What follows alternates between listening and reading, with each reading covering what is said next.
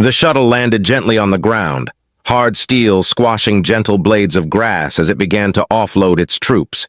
2,000 Gracanti, ape-like with 4 arms and heavy legs, all clad in traditional armor. They rapidly marched out of their transport and stood to attention in their ranks for their 14 officers. This was one of many rites of submission the Great Compact allowed. Humanity, a new species, a new race, new faces in the universe, had been brushed aside by the Compact as a backwater barbarian race owing to their internal strife. So many of the empires and great nations invoked the right of submission. A right where the locals would be challenged to a duel between 2 warring forces. The process was simple. A war would take place that would have 2 static units engaging in war over territory. No more than 10,000 men per side would be allowed to commit to the conflict. The loser would permanently forfeit any claim to the system, but could invoke against any other system to try their luck again at any time. Even the homeworld could be invoked. If the defender loses the battle, they would immediately abandon all operations and leave the system. If they refused, the entire compact would attack them and wipe them out. It was easier and simpler than mass genocide or outright warfare, and costed less lives and resources. It was a system that worked, and to make it fair for local primitives or other such civilizations, the rite would be conducted on their own home turf to give an advantage. The Gracanti were expecting an easy victory as they massed on a small island archipelago on the human world Taranth VI, a jungled world surrounded by volcanoes and dense brush. This would be easy, not only because a jungle was their own natural element, but also due to a technological advantage they had. Plasma pistols and laser cannons would be all too easy to defeat the humans' primitive pulse rifles and projectile weapons. After all the troops disembarked and waited for their barked orders, they stood to attention, checking weapons. A bright red flash of light in the sky from a large flare signaled the start of the rite, and the general began a speech. All present puffed their chests with pride and held their heads high. This would be an easy victory, they thought. Their sensory gear could pick up no movement anywhere or see anything nearby. The general stopped in his tracks, let out a soft moan of pain, then collapsed dead on the ground. A soldier broke ranks and attempted to provide aid only to find a small hole in the back of the general's head. Green blood now stained his hands. He screamed out they were under attack, just as his squad captain let out a small squishy noise, splattering blood on the poor sod behind him, then fell to the floor, dead. Panic gripped the unit as they sprinted for cover and began looking for targets, only to find none. A few moments passed with naught but silence, no more deaths, no nothing. One officer poked his head out to check for anything and instantly died as a bullet went into his eye. The group began to panic fire into the trees on the mountain to try cover. 6 more men died from bullets, each one a perfect shot right to his head. Even though these men wore helmets that easily deflected shots in most cases, the bullets just pierced straight through. The panic fire continued for a bit longer, and a few officers braved the firing line, calling to stop. A few tense moments followed, and no more death happened. The officers rallied their troops and sent them into the trees. They found nothing. No ammunition, no tracks, no traces. Most of the soldiers ran into the jungle and experienced an eerie silence with not even birdsong in the air. Nothing but the quiet hum of the wind and the soft rustling of leaves. To secure their way back, a squad of 50 men guarded the transports. A retreat meant a loss, but a loss could be learned from. There were 50 transports, all of them in the air, hovering gently a few feet above the ground, and a squad of 200 to guard them. A loud thud was suddenly heard in the distance, shortly before one transport was instantly destroyed, going up in a massive fireball. A few of the men nearby were incinerated or blown back by the explosions. Seconds later, another impact blew the engine clean off another transport, causing it to spin uncontrollably, taking out 2 more transports in the process as it crashed into them. Panic gripped the men on the ground as 2 more transports were hit, one of which landed on a screaming officer who was unfortunate enough to be trying to calm his troops down in the precise wrong spot. Suddenly, mass explosions and random detonations began occurring in the mountain. The unit of 200 sent to scour the mountainside was now panicking, firing wildly into the trees as they suddenly detonated, legs and arms suddenly being severed. Now, beset on two fronts, the transports were easy prey and one shell perfectly hit the cockpit, killing the pilot who slammed it into the ground, crushing a squad of 6 men. By the time any officer had collected himself enough to give any orders, the mountain unit was all dead or dying, and only 13 of the 50 transports were still flying. An order to retreat was given, and the transports fled. As they ascended into the sky, a streak of smoke suddenly emerged from the mountains surrounding them. Every transport was hit with a missile strike that came out of nowhere. First 5, then 8, then 10 missiles, each aiming for a transport, streaked across the sky. No transport survived the attack, and now the army was stranded, trapped fighting an enemy they didn't understand, nor could even see. The officers wisely assumed that the mountains had traps or other such means to dissuade attackers. The only real road through was the roads. This was a bad idea, as the officers later found out.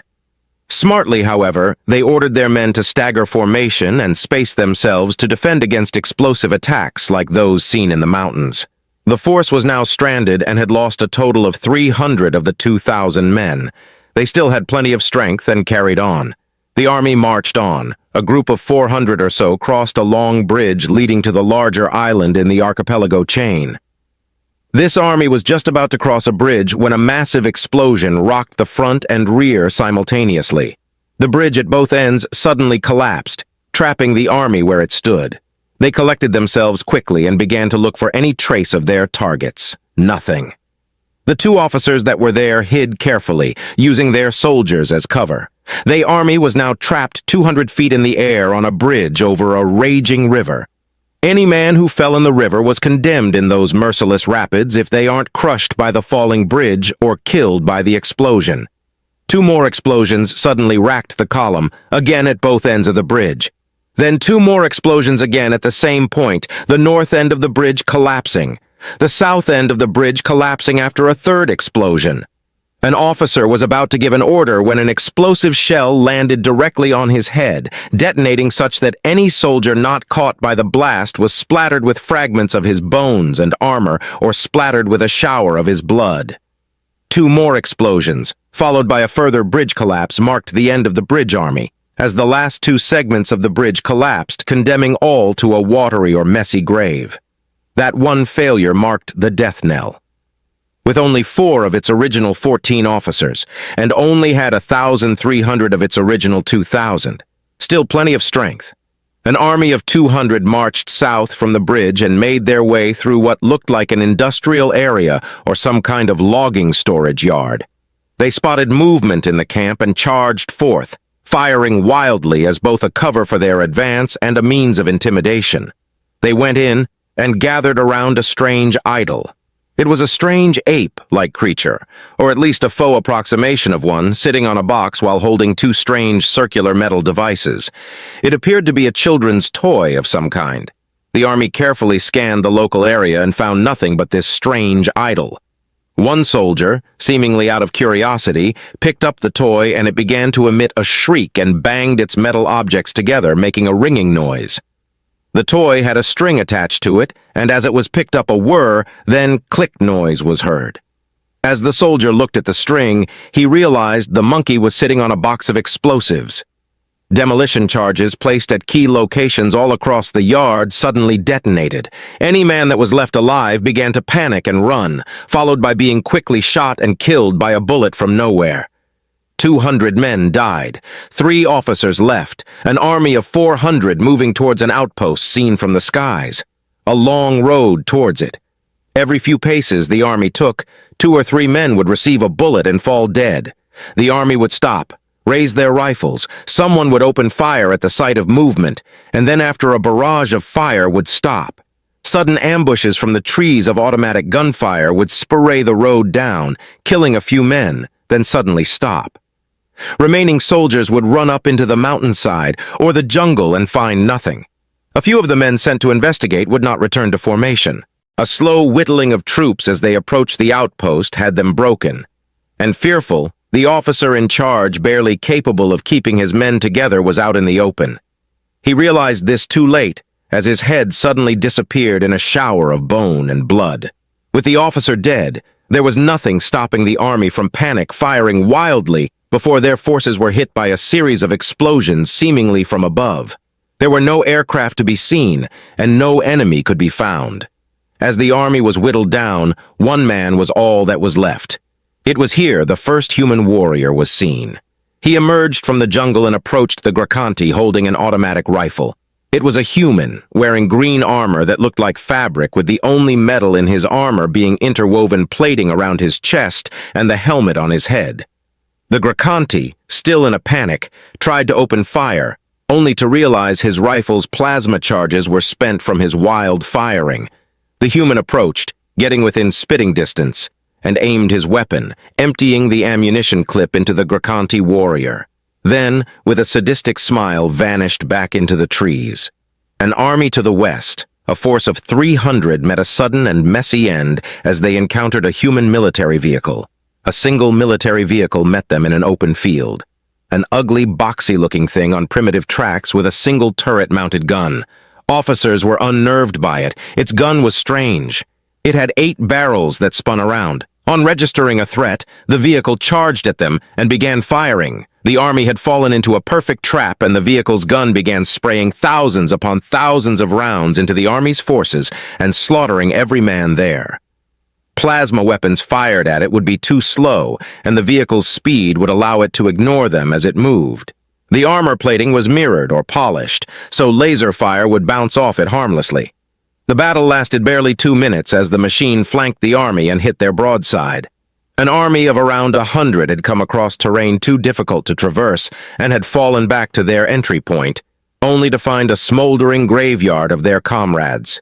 Incensed by this dishonor, they moved west to the bridge. Their existence was short-lived.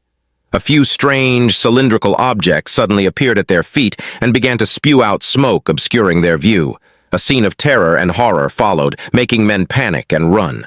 The sight of a human using a device known as a flamethrower was a scene reminiscent of their ancient history of a god of hatred and vengeance that plagued them millennia ago. The sight caused many to flee, only to be immediately killed by a bullet from the blue. Those that stood their ground or failed to run in time were engulfed by a blazing inferno that scorched their skin and boiled them in their own armor. Seeing that the world in the open was a means of death, the last 300 men carefully made their way through the terrain and tried to avoid the roads and open areas. 100 of those men fell prey to random bullets from nowhere, traps in the trees or terrain pits. The last remaining officer in the group hit a pitfall trap, and the soldiers with him panicked and fled into the trees as they saw him face up in the trap with his body turned into a literal pincushion. The remaining 200 or so were picked off by snipers or fell prey to traps and mines. By the time it was over, a group of 10 were left, 10 out of 2,000. Those 10 were now cowering in fear in the middle of a field. One soldier, seemingly now insane, called his enemy to show themselves, fight like real warriors. Their panicked firing had expended all of their ammunition, and they only had blades to fight now. They towered over the humans, though, so it meant nothing. They would win. The soldiers stood in a circle and taunted their enemy to show themselves. A sudden spray of blood showered one soldier as 9 of the 10 men suddenly dropped dead from a bullet. The remaining soldier screamed in rage and terror as he frantically wiped his face clean of his brother's blood. He screamed at the locals to show themselves, daring the humans to face him in combat. He heard a rustling noise, and suddenly 24 humans appeared seemingly out of nowhere. Each was wearing a selection of bushes and face paint, making them blend in perfectly in the brush. Each one armed with a high-caliber weapon. Before the soldier could do anything, a bullet blew one of his kneecaps off, severing his left leg from his body. He writhed in pain for a few moments before one human came up to him with a large-caliber pistol and finished him off. The Gracanti armada present in the system recorded the entire event and frantically turned tail. As the ships moved, they screamed in terror as they realized that humanity's navy had deployed a massive array of limpet mines directly in their path while they were distracted. As each mine, a kiloton-level nuclear warhead magnetically attached itself to each hull 100 times over, a message was sent on an open comm. Pity the poor little children who think fancy guns and big ships make them strong. Make sure you tell the galaxy what happened today. We will be waiting for them, and we will leave no witnesses." The limpet mines detonated, obliterating the entire armada. The only vestiges of the Gracanti starship fleet disintegrated into pieces of nothing but slag and wreckage. The only survivor was a barely functioning frigate that only took one hit from the detonation. Humanity let it escape. For what reason, the galaxy would never know. The galaxy saw the recording. The compact forbade any future rights against humanity and forbade traitors from their space.